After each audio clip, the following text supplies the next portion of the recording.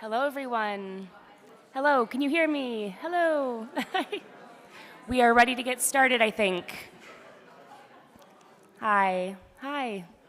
Thank you so much for coming. Wow, what a turnout. It's so great to see all of you here and so many people interested in reporting on war crimes and human rights violations. My name is Sophia Jones, and I'm really glad to be here with you today. The title of the presentation is called Finding People Who Don't Want to Be Found, which is really just a fancy way of getting you in the door to learn about the basics of remote investigations into war crimes and human rights violations. Sure, thank you. My name is Sophia Jones. I work at the Digital Investigations Lab at Human Rights Watch. We're a small but mighty team. I come from an investigative journalism background. I spent about a decade in the field in areas of conflict and crisis reporting on war crimes and human rights violations before joining Human Rights Watch about 2.5 years ago. Our team focuses a lot on war crimes and human rights violations, remote investigations. We also partner with researchers who are in the field and partner organizations who are in the field. But our work often has to do with places where we can't get access. You know, it's too dangerous to go in person. We can't get permission to go. We can't cross the border. So how do you conduct really impactful investigations if you can't physically go there? Or maybe you can go there, but you also need to build a robust investigation. What else can you find? So, what will we cover today, and what will we not cover? I will not go through, every single tool that exists. I'm sorry, there are so many out there, and they change every week. I'll talk through when this research is most helpful, the limitations of the research. How do you set up your investigation? How do you start? You have a tip. Where do you even start? It can be really overwhelming. The investigative process, a few helpful tools and ideas of where to find other tools. Ethical considerations, a really big one. Building a case for accountability. You decided you want to investigate an alleged war criminal. Why? Is it to hold someone accountable? I hope that's the answer, and not simply to publish everything you've ever found on this individual. When to stop building a case, when to stop reporting, it's a hard one to answer. And self-care, how do you take care of yourself? Because this work can be really tough. Everything I'll talk through today is a human rights-centric approach. This might be different than how your newsroom approaches this research. That's totally fine, but working at Human Rights Watch, we approach this research with a sort of different lens than maybe traditional journalism. We are ethical and responsible. We never lie about who we are. We don't go undercover. We have a very strict do no harm approach, which can be tricky when you're investigating people accused of really heinous crimes. But we approach this research with compassion and a do no harm approach. We're accountability focused. Who can we hold accountable in our research, and how? Recognizing our power and our biases. This research, you can find a lot online about pretty much anyone anymore, and that comes with a lot of power. You can really destroy people's lives. You can lead to them being injured, maybe even killed. You come with a lot of power, and you also come with biases with that research. You may consider someone to be a perpetrator that someone else doesn't consider to be a perpetrator. So you really have to approach this research holistically and with a lot of truth. And it also means leaving a lot unpublished. This maybe is how we have a different approach than many newsrooms, and it can be really frustrating sometimes. Coming from a journalism background, knowing you have all this information, you spent months trying to dig up these little threads of information, and most of it will not be published. And there's a reason for that, because the do no harm approach.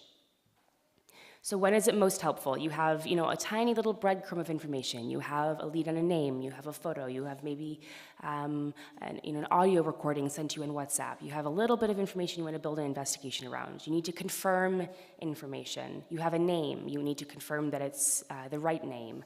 You want to find a perpetrator or a survivor or a witness. You want to understand the context of an incident.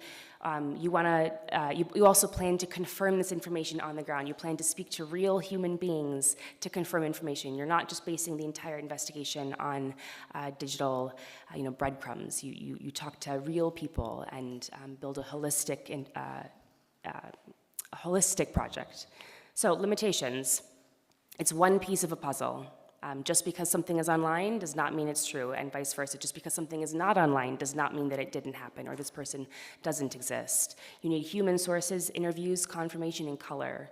biased algorithms. What I see on Facebook is different than what you see on Facebook. That changes how we do these investigations. It's really important to understand those biases going into it.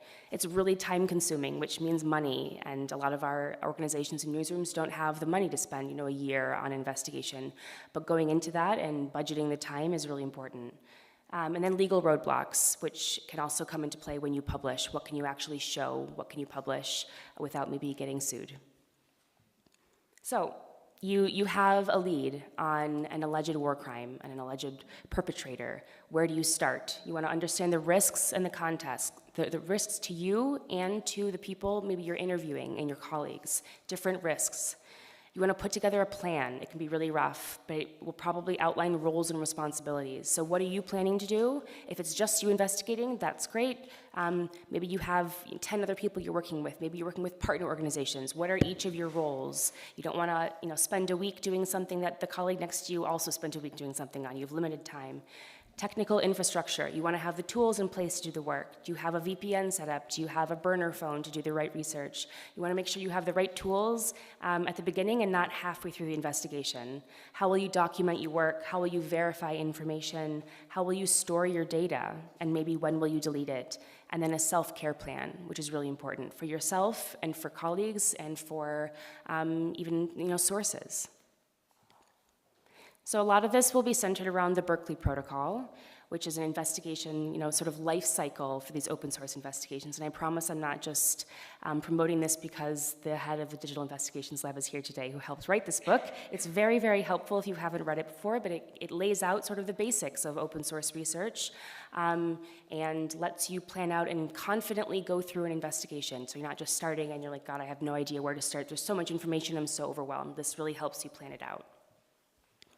So, the core tenets of journalism is who, what, when, where, why, and how. And there's so much information online that will distract you. If you only have a month or 2 months to investigate something, you don't want to get distracted with all the noise that's out there. You can spend so much time looking at, Facebook profiles, Telegram accounts of people who have nothing to do with your investigation, but you want to focus on the core questions. What are you trying to answer? What are you trying to prove? And just be laser focused on that, because I know that we all have limited time.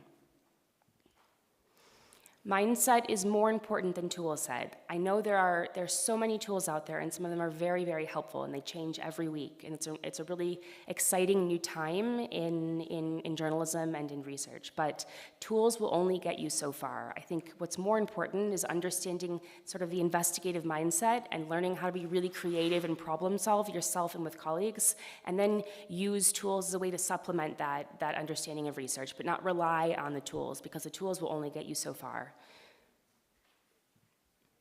So this sounds simple, but honestly, a really great place to start an investigation is to learn how to use Google. And I think all of us use Google every single day, but how do you really understand how Google works and how to find information? It could be advanced Google searches, Boolean operators, and or not, etc. Google dorking, looking for specific file types. There's a lot of tutorials online that will walk you through how to do this. And I know it sounds really simple, but you can find so much information online just by using Google and getting really specific, the time frame, the type of information. Just looking for PDFs from a specific time frame. Government documents or official documents are often uploaded as PDFs. So if you're just looking for PDFs, that really narrows down your search. Understanding the different sources for different investigations. It's hard for me to sit up here and say, do this or do that, because each investigation is going to require different sourcing, and understanding that world before you get into it is really important. So talking with experts, talking with people who live in this region that you're reporting on or you're investigating. What do the 20-year-olds use? What are the 65-year-olds? What is the age of the alleged perpetrator? Are they probably going to be on Facebook, or are they maybe going to be on TikTok or Telegram? You really want to understand the sort of profile of the alleged perpetrator, and also the world, the online world on which you're reporting before you get into it. That could be everything from government archives and official websites, which have a lot of information actually, and it can also be the many different social media sites. So here are just a few very, very simple tools. These are not elaborate tools at all, but maybe you have like the first name of an alleged perpetrator and the age, or maybe where they last lived. These are some very, very simple tools that can help you find more information about those names. These are US-centric and maybe a little bit EU-centric, but these are just really examples of the types of tools that are out there to help you find more tools that are maybe regionally specific or work in a specific language, because you could do an entire investigation using the wrong tools and you're not going to get the right information. So these are really just examples of the type of things that are out there. Whenever you're using a new tool, it's good to consider the ethical implications of that tool. Who built the tool and why? Maybe what is the stated purpose of the tool, and then how is it really used? Is law enforcement using it to spy on citizens, for example? How is data saved and shared? Do you have to upload sensitive content to use this tool? Consider risks like facial recognition. There's a lot of tools out there that are very, very powerful and could, in theory, help your investigation, but what are sort of the ethical risks you have to weigh to use that, both to you and other people? Do you have to, you have one photo of an alleged perpetrator, but in that photo are, his kids, and you upload that to PIMIze? What does that mean? How does that change the algorithm? Just things to consider. This also sounds really simple, but the alleged perpetrator you're investigating is probably not going to be the main source of information about themselves. They might be. They might literally be on TikTok uploading videos of themselves committing war crimes. It's wild, it happens, but that's usually not the case. So you want to think about who is in their world and sort of build a map of all the individuals in their world. Who are their co-conspirators? Who do they work with? Who do they report to? Who's making decisions? Who are their admirers? Who's posting about them on Facebook saying how great they are and where they were last night? Their critics, their friends, their parents, their spouse. These are people you're probably not going to want to publish information about, ethically. But it's a really core part of the investigative process, figuring out where to find information based on who these people know. You can find so much information about alleged perpetrators just from, the other people in their unit or their friends leading up to an attack, where they were. So building that, the web of people and how they know each other. Within this also is command responsibility. So maybe you're investigating a military unit and the perpetrator is some 20-year-old foot soldier. Maybe your investigation will focus on this person, but should it? That's an ethical question. Who are they reporting to? Who's making the decisions? Who are the middle managers? That's really important. And sort of building out a list of individuals and how they relate to each other really helps understand the context and also helps you frame an investigation. How can you hold people accountable? And it also helps you find possible sources. The 20-year-old foot soldier, if you're reporting on the crimes committed by a unit, his friends might want to talk, They might say, we don't like what's happening, and they might be willing to talk to you if you build a relationship with that source. How did the forces describe themselves? Are there press releases that these forces are publishing online where they describe themselves? They say, last Sunday a new commander was appointed in this part of this country. That's really, really, really helpful information when you're building out command structure and can help identify sources for information. Figuring out ways and how official sources are publishing documents and where those documents might be held and if documents might have been accidentally uploaded online. Just thinking through that. The acronyms and naming structures. If you're reporting on the military, it can be really tricky. It's really hard. The acronyms are wonky. Understanding why things are named a certain way and what those numbers mean can help you lead to other sources. Maybe there are nearby units who have a similar number of their unit. These are really important things. Maybe they're referred to online just by the number of their unit or a nickname of that unit. These types of things are really important in finding sources and understanding who might be accountable. There's a really good explainer online by Tony Wilson from Security Force Monitor called Investigating War Crimes Command Structures, and I recommend you read it if you're interested in this. It's really helpful. And I included a screenshot from a recent investigation we did on Mariupol and the devastation of Mariupol, where we outlined the command structure of Russian forces and who might be responsible for those crimes in Mariupol. So this is, I included a few case studies that I'll quickly go through that are sort of representative of the type of sources and the type of work you might be doing in these types of investigations. So just over 2 years, I published a massive investigation with a Serbian journalist and a Bosnian journalist, and Rolling Stone magazine, Starling Lab, and Glad Eye. It was a huge effort, a large team, and it explored this very famous photo from 30 years ago of members of Archon's Tigers and the bodies of civilians in the street in Bosnia. And we wanted to ask a really central question: who is in that photo? Who are the alleged perpetrators? What happened, and why haven't they been held accountable? And it seemed relatively easy because this photo has been circulating for 30 years. It was very, very, very hard. So I'm going to walk through a little bit of the details of that investigation. We started with this famous picture, an allegation of a war crime, and the name of an alleged perpetrator that had sort of swirled in local press and online for many, many years, but it had never been confirmed before, and it had never been confirmed that this individual was indeed a member of Archon's Tigers in this Serbian paramilitary group. There were photographs that had been published online for many years, taken by a renowned journalist, Ron Haviv, and we coupled those with photographs that he gave us, additional photographs that had never been published before that showed the face of an alleged member of Archon's Tigers.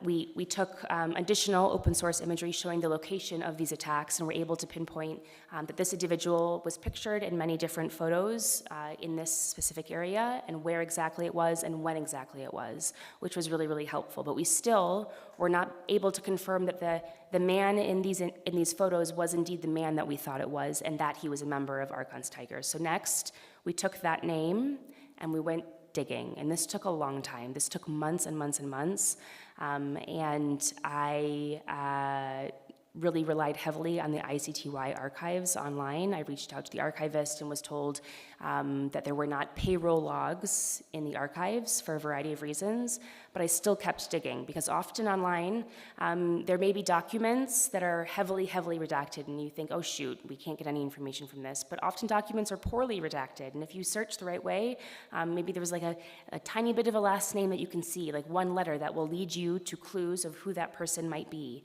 And in this case, I was in my in-laws' basement, and I had COVID, and I was delirious with COVID, and after weeks of searching, I logged on again to the ICTY archives and scrolled and scrolled and scrolled, and there they were. There were these Serbian payroll logs showing dozens of individuals who were likely members of Archon's Tigers and had been paid by the Serbian state to be a member of this unit. And right there was the name of the alleged perpetrator, who was also pictured in the photos in Bosnia that we had found. It was a huge moment in the investigation. I think it shows the power of maybe a little bit of obsession over details, but to keep pushing. If you think there's a chance that you might find something, to keep pushing and to keep digging and finding different ways of finding that information. It doesn't mean it will pan out for sure, because if something doesn't exist online, it doesn't exist online. But I think it really shows the power of perseverance and to continue to dig. We combined those payroll logs with other court records where there had been victims talking about what happened to them. And those victims and survivors listed other names of individuals who we also found in the payroll logs. So you're connecting the dots between different documents and different sources. We combined that with new witness testimony, and then went digging on social media. And the reality is that even though this war occurred 30 years ago, a lot of these men are still alive. They were 20 years old at the time, and now they're in their 50s, or maybe they're in their 60s, and they're online, and they're on Facebook, and they're all friends with each other. So, it's wild how much you can find just on, Facebook friends lists. If you have one individual and maybe someone that they know and their friends list is public, you can find a lot of information and understand a lot about this person just by digging there. So we connected the dots and asked really tough questions. We're able to identify the person in these photos. We know that they're a member of Archon's Tigers. They were involved in this massacre of civilians, and why weren't they held accountable? And I wasn't able to include the video today, but this is a video from 2022, a few months before we published, showing the man in the photo, Serjan Glubovic, DJing in Belgrade, because the title of the piece was The DJ and the War Crimes. So there he is in Belgrade. And the arc of justice is long, so we'll see what happens. But it made a huge impact in Serbia and regionally and around the world. And it's to date the largest investigation I've ever worked on. I included a few other hypothetical case studies. Some of this are things that we're looking into, but I just wanted to give examples of the types of questions you may encounter and how to tackle them. This is not like a cut and dry use this approach because it'll be different for every type of investigation. But say you're investigating allegations of war crimes in Burkina Faso committed by both the government and militant groups. You know the name of a captain of a rapid response unit implicated in a recent attack.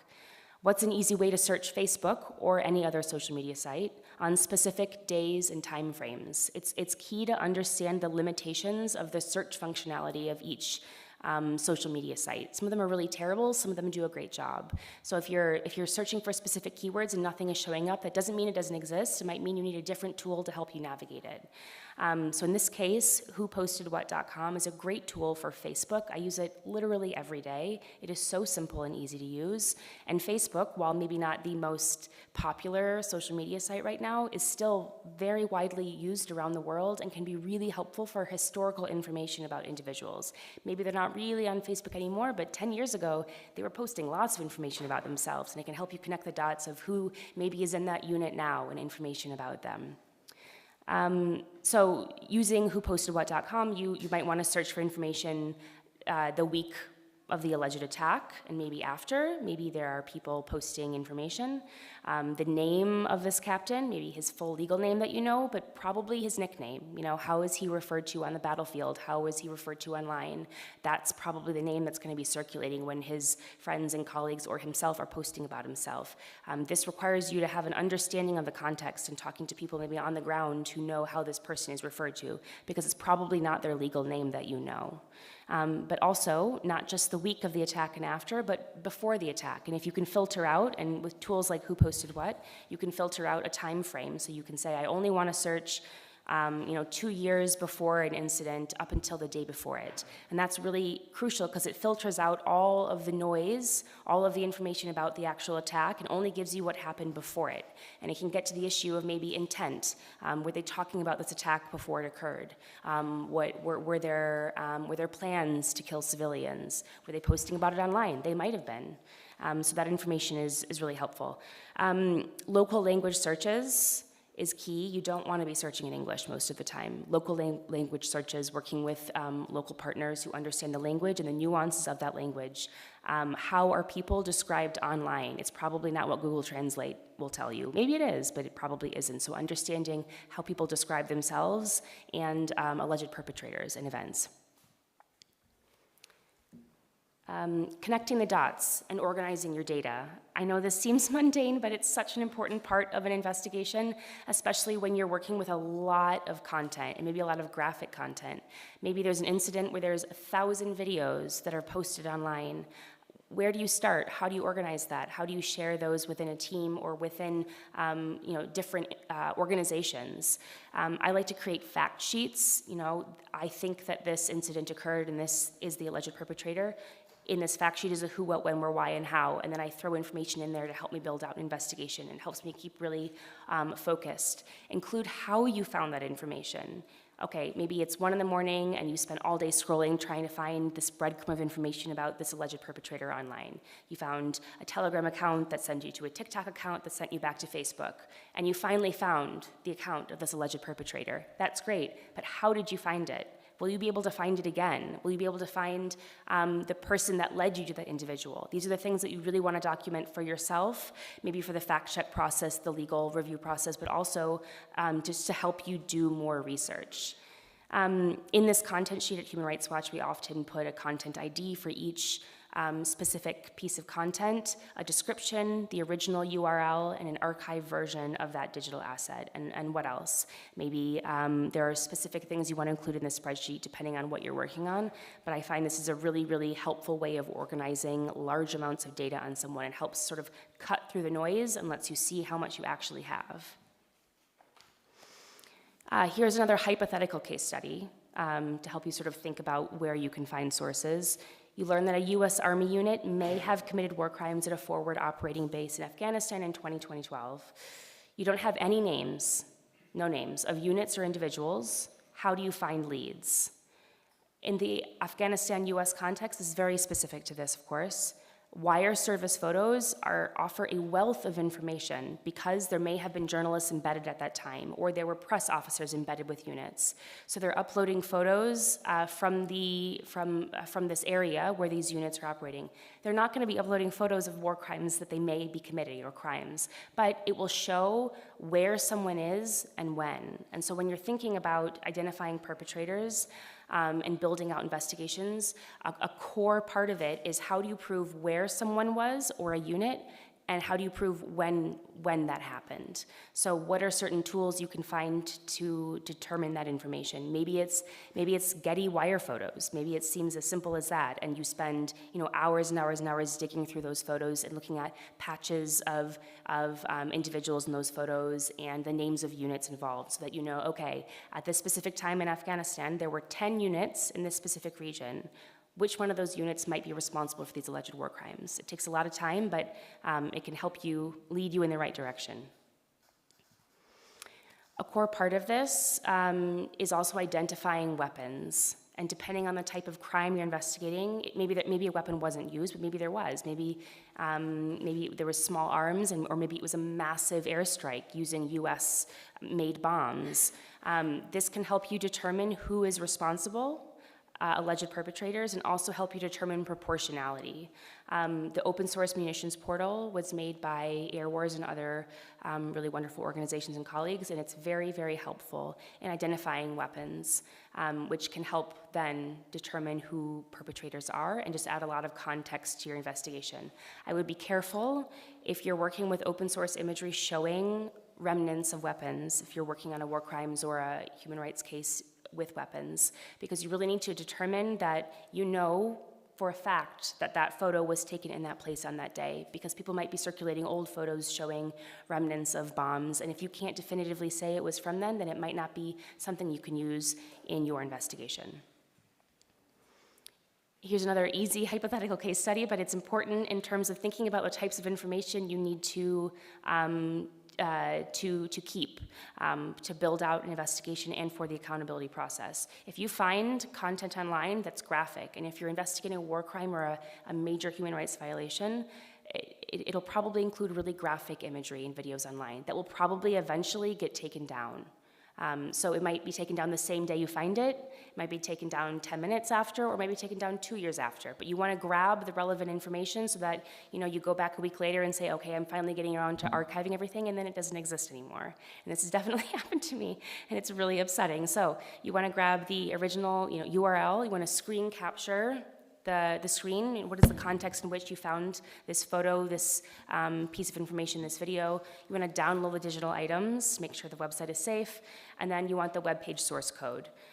Those are sort of the basics for archiving important information that maybe shows a violation, or maybe it's digital videos or photos posted by the perpetrator themselves.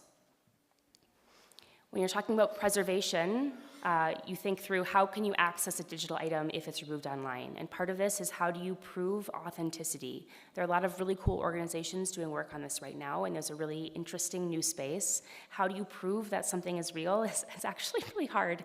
But it's an important thing to think about, especially if you are the sole person. If you are, you have one video and no one else has it. How do you prove that it's authentic? The chain of custody. How do you document who gave you something when, and then who did you share it with? All of these things can be really important to prove that something hasn't been tampered with, and also can be important if there's a court case, in 10 years down the road. The chain of custody is really important. And then there are lots of tools, so you don't have to screenshot everything yourself unless that's how you like to do it.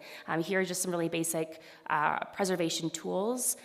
Some organizations build out their own, preservation and archiving mechanisms, which is really great.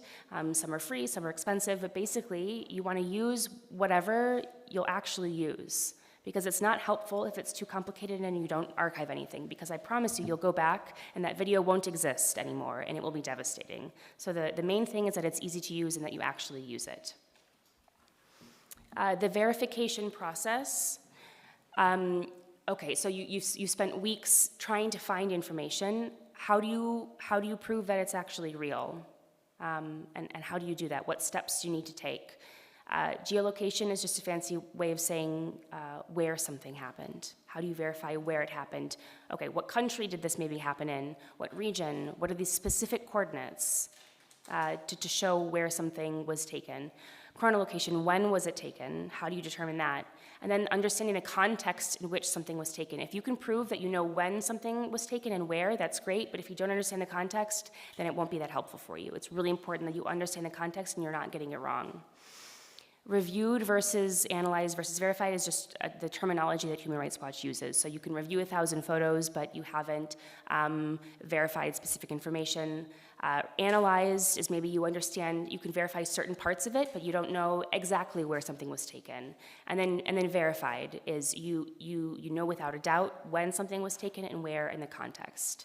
My wonderful colleague Gabby did a piece a few months ago, sort of walking through our October 7th report, how we verified a bunch of really important videos showing the alleged perpetrators of war crimes and the crimes they were committing in the video, and how you use everything from the sun and shadows to figure out where and when something was taken. So I recommend watching that video. And there's a lot of really helpful resources online to learn this. I promise you that you can learn it. I know it seems daunting, but these are skills that everybody can learn.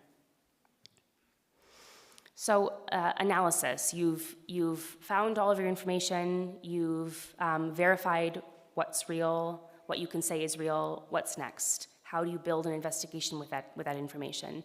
You might want to consult with experts. Just because you're a really great investigator does not mean that you're an expert on weaponry. That's okay. You don't have to be everything. There are a lot of people out there who are experts. Maybe you want to talk to regional experts. Maybe you want to talk to forensic experts. Maybe you found 100 photos from a protest showing similar types of gunshot wounds.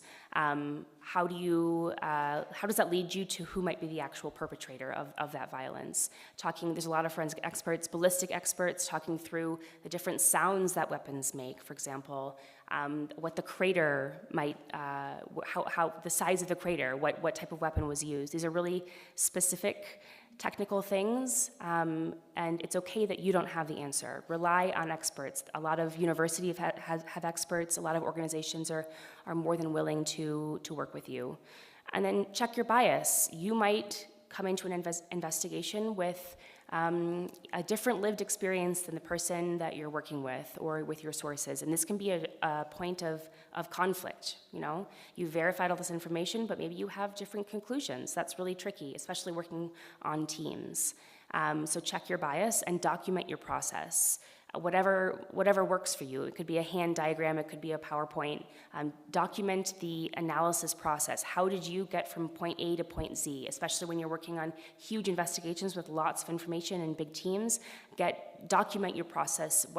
It can be helpful for fact checking and just leading to other information and sources. Types of analysis. This is really dependent on the type of investigation, and there's a lot more that are not on this list. It could be image or video analysis, it could be spatioanalysis, actor mapping, social network analysis, incident mapping. There's a whole world of things out there, and most of these things are things anyone can learn. There are tons of tutorials online on YouTube at different organizations, Bellingcat, that can teach you and walk you through how to learn these things. I think it's thinking through what will build the most powerful investigation. What do you need to prove to say that someone did something? You know, that this alleged perpetrator committed this act of violence. What do you need to prove that? And it could be relatively simple, or it could be, you know, a year-long project that requires many different types of analysis and experts. Recently, we published research on a mass grave in Syria. My team did a lot of research before the fall of the Assad regime into a mass grave. We used satellite imagery analysis, video analysis, and spatioanalysis to determine where this mass grave likely was. We confirmed where it was, and then we figured out the size of this mass grave, who was likely responsible, and the number of bodies that were in this grave. With the fall of the Assad regime, researchers were able to go on the ground and corroborate that this did indeed happen. And we pieced together a really powerful investigation using remote research and on-the-ground research. And I think it shows the power of combining those two.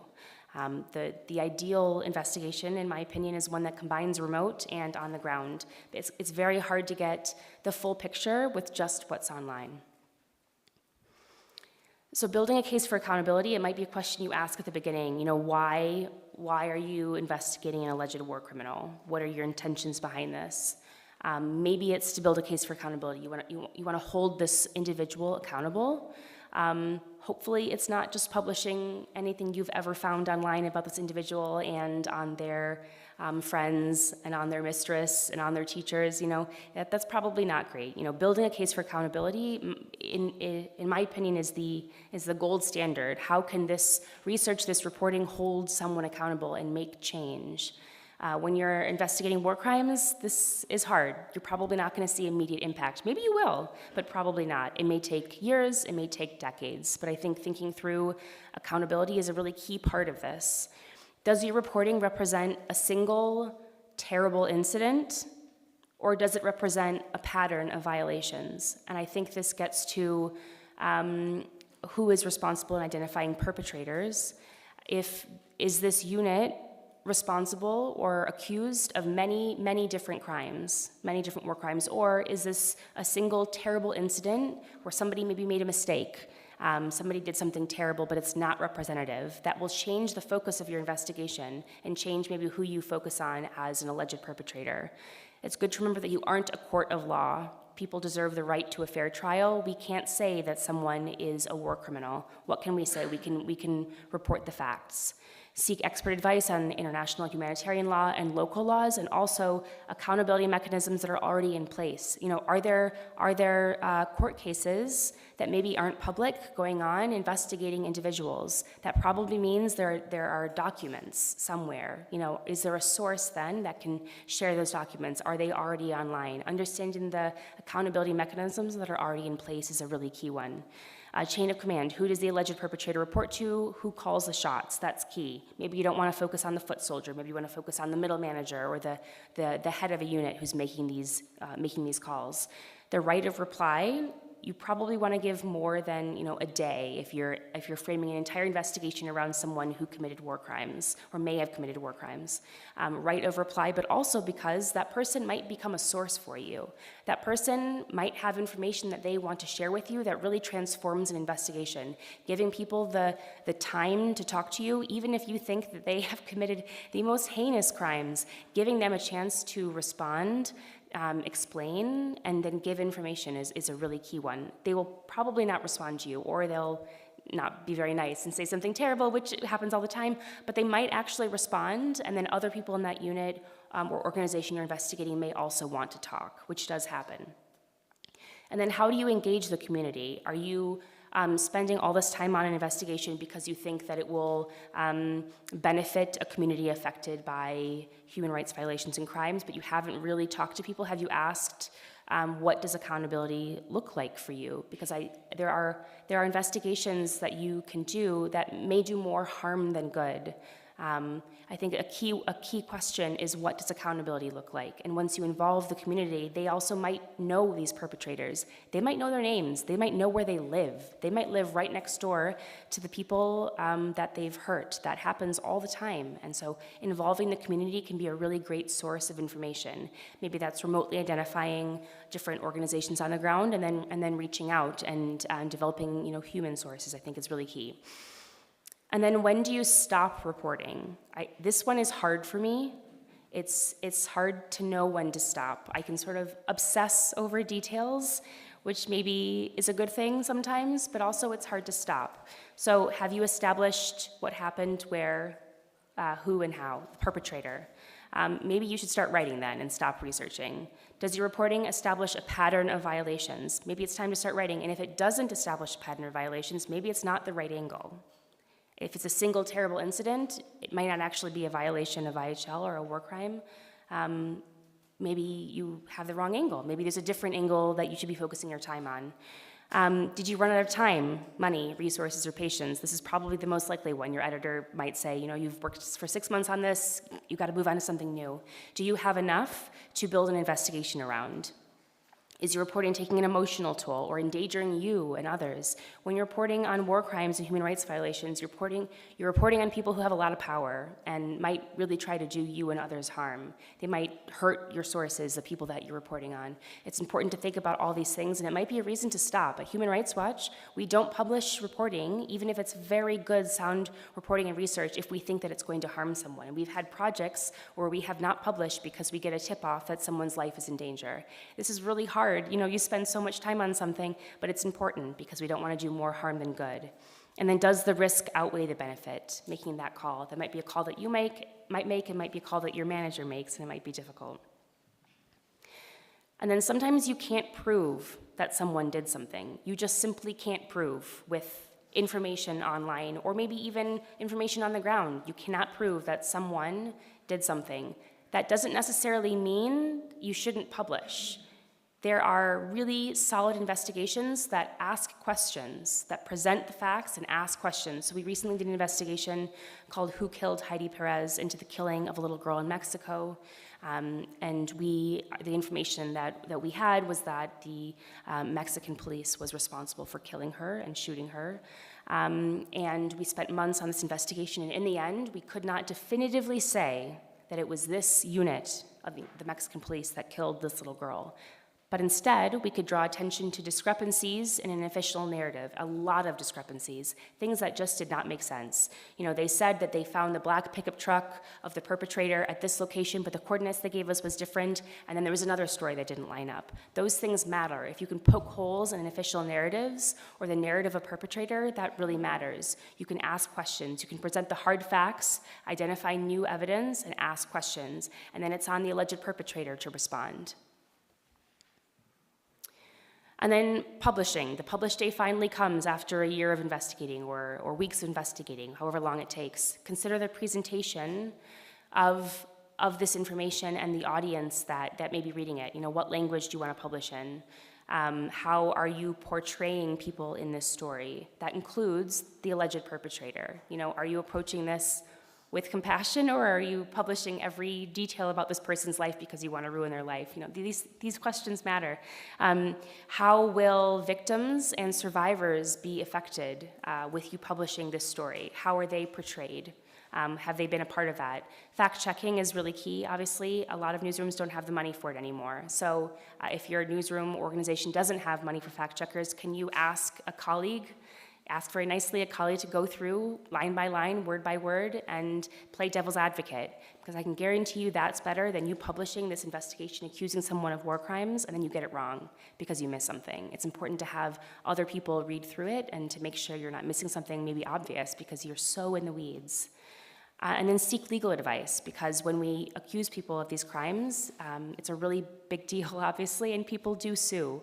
Defamation is real. They might try to sue you. They might try to sue your organization. If you're a freelance journalist or researcher, there are organizations out there that offer pro bono legal support. You can email me if you need those resources. There are people out there that will help you and help walk through maybe what you shouldn't publish, for example, what might put you at risk legally. Carefully weigh what to include and what to leave out. What does this little bit of information prove? Safety for children, I think, is a really big one. I'm just looking at the time and I'm running out of time, so I'll quickly go through this. For example, you have a photograph of an alleged perpetrator that you found on Facebook, but in that photo is his son and he's wearing his school uniform. Maybe you don't publish that photo. Maybe that leads you to exactly where that individual's children go to school, and then with that information you can figure out where they live. There's so much information online and so many bad actors that you really want to prioritize safety of people, even if they're the perpetrator's family.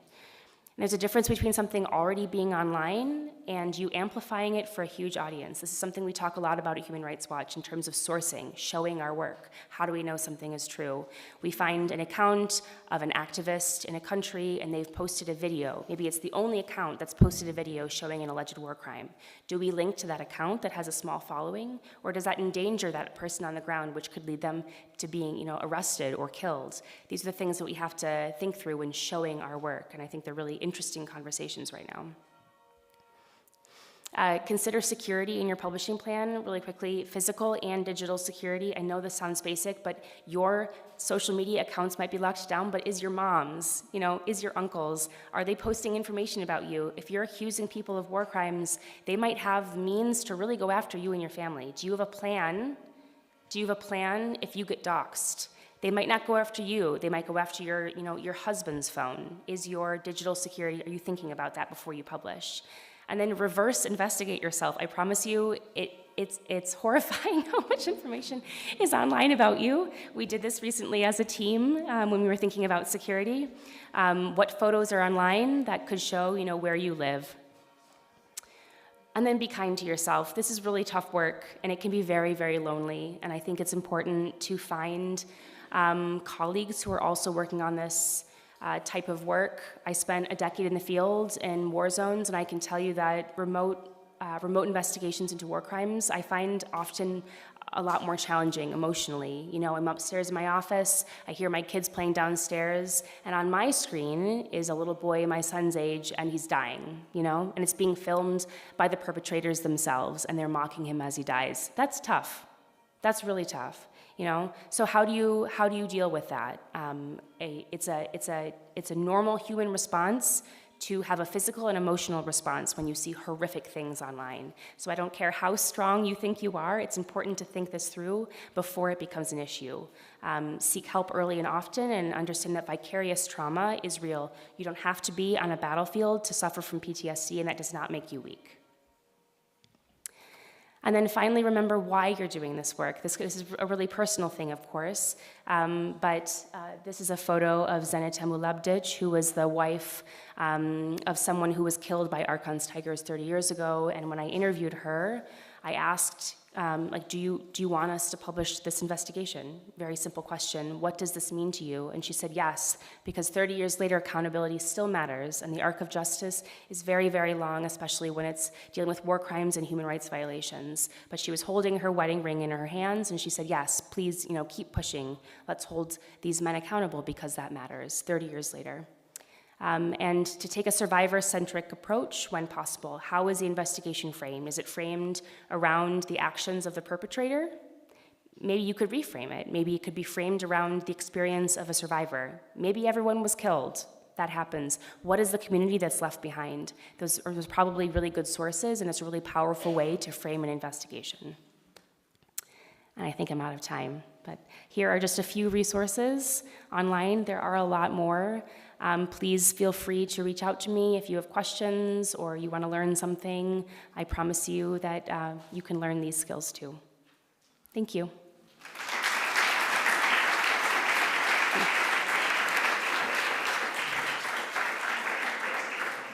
We might have a few minutes for questions, actually. So, does anyone have a question? There. Please go ahead. Thank you. Sure, I'll share that with you after this. Sure, okay. Any, please, question? Hi.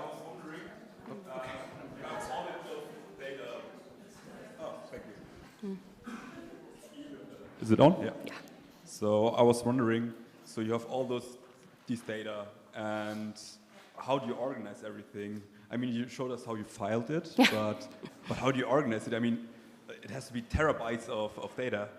Yeah, well, storage is an issue if you're working with huge files, so thinking that through from the get-go, thinking through storage, but spreadsheets. I swear to God, it sounds so basic, but understanding how to use spreadsheets effectively to organize information. There's so much information that it's easy to get overwhelmed, and to think about how you're naming things so you can find them. I don't know if that answers your question, but thinking through how you're going to organize everything at the beginning is really helpful, because if halfway through you realize that you're just sitting in piles of information, it can be really overwhelming.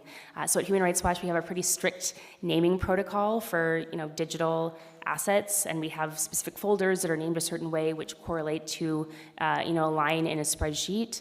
And I know it sounds very technical and kind of boring, but it will make your life so much easier if you do this. Please.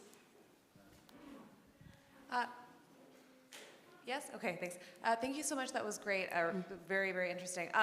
Specifically, when you're in the phase where you have to look at a lot of traumatic imagery or video, how do you tackle that as a team? Like, how do you split the burden in a way that minimizes harm for all of you? Yeah. In a way, like, do you have a procedure? Yeah, no, that's a great question. There's a bunch of things we do. We're a small team, but we're a small but mighty team, and we often take turns. Maybe two people work on something really graphic at a time, so we're not working alone, and then we take a break. We try to rotate, so we're not just looking at graphic imagery every single day, because it definitely takes a toll. And there's a lot of tricks you can do, like I always mute. I always look at videos with the sound off, because the sound I find can be really triggering and horrible. So first, listening to something with the sound off.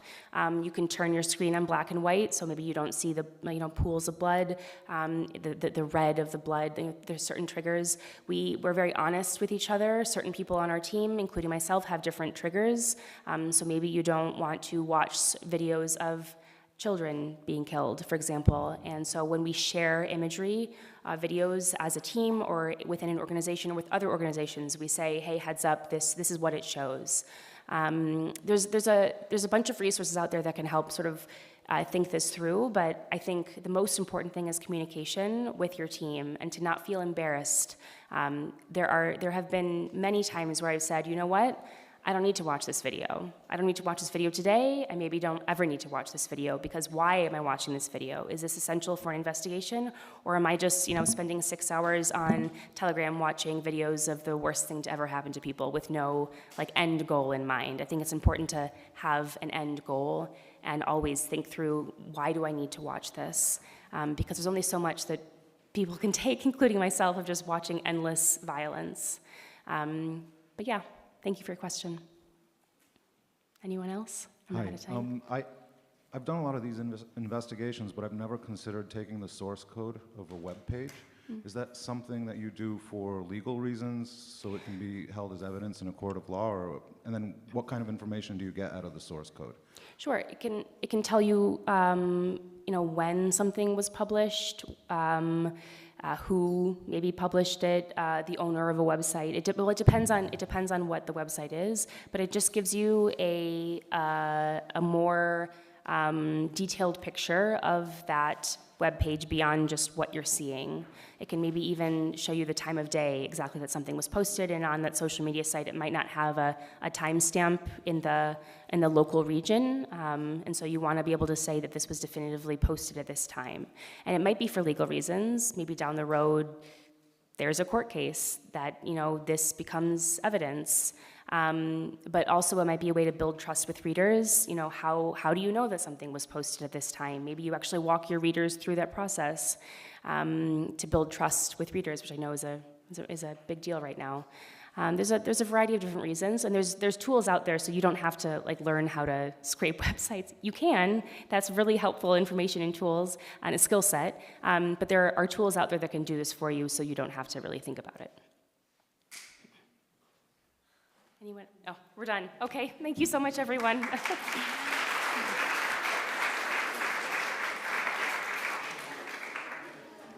I don't.